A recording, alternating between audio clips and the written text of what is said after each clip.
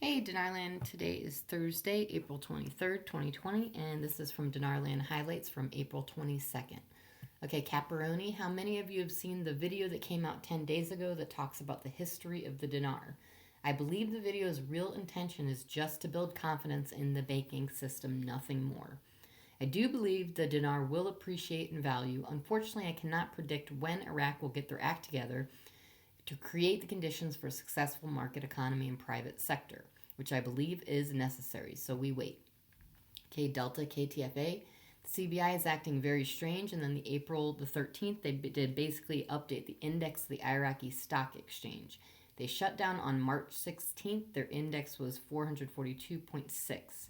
Central Bank of Iraq looks like when they updated that, they added 1,047 points. Now they are, if I'm not mistaken, close to 462,380.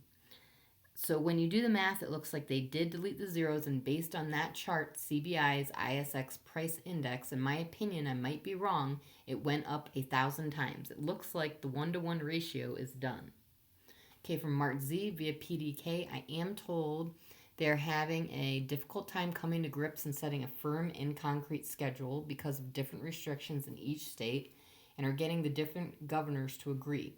Giving permission to travel and take care of the exchange, I'm told this is a nightmare they're working through. They are working at a feverish rate to make a compromise to make each governor in each state happy.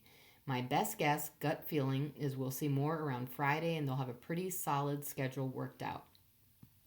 Okay, Adam Montana article.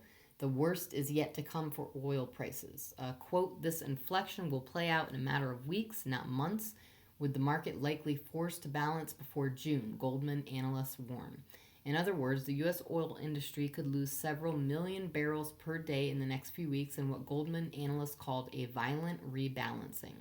And just like that, we live in a new world. This might be the strongest case I've ever seen for a GCR. I'm still not a proponent of a full GCR, but the evidence and situation details just keep piling on. This is wild. By now, you've surely heard about the oil markets. Oil and the wealth it creates and sustains will not be removed from our world anytime soon. Oil will remain part of our lives. Therefore, Iraq will not slide into oblivion, nor will its bank accounts. I'm not worried about the dinar. We know it's going to increase in value, even though we don't know what will happen between now and then. And we don't know if then is tomorrow or June or next year. We are in the middle of a massive shakeup.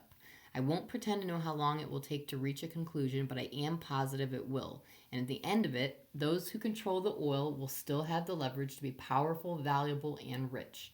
Despite COVID, despite ISIS, despite elections and tsunamis and fads that are here today and gone tomorrow, Iraq has in its physical possession a majority of the commodity that is never in our lifetime going to be worthless.